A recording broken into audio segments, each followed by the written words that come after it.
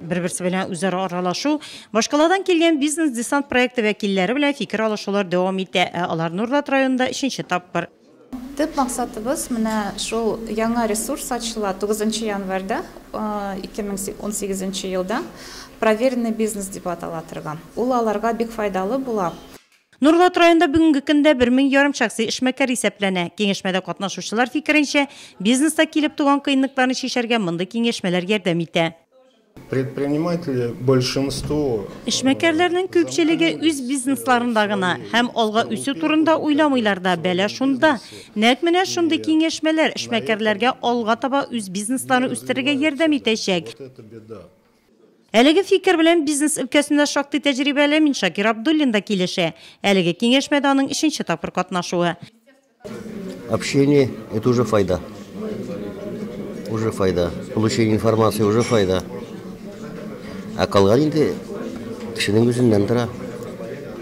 Кемдә сине алып бармый неге к конечному результату. Менә шундый мнение. Кирәген кирәк. Нәкъ менә аралашу киңәшмәдә күтәрелгән кирәкле һәм актуаль темаларны бергә өйрәнү өчен дә мөһим. Җанлы аралашу формасында барган сөйләшүләрдә бизнеста тикшерүләр, алардан кем зыян күрүе, тикшерүләрдән курыкмау өчен законнарны белү хакында консультация алдылар. Тикшерүләрнең бурычы штрафлар түгел, тәртип бозуларны бетерү. Biz бүген эшмәкәрләргә хөкүмәт тарафыннан уйланылган ресурслар турында сөйлибез. Урта һәм кече бизнес корпорациясендә бизнес-навигатор һәм тикшерелгән бизнес турында. Моннан тыш киңәшмәдә эшмәкәрләр өчен махсус тикшерелгән бизнес мәгълүмати интернет-журнал булдыру турында да сүз барды.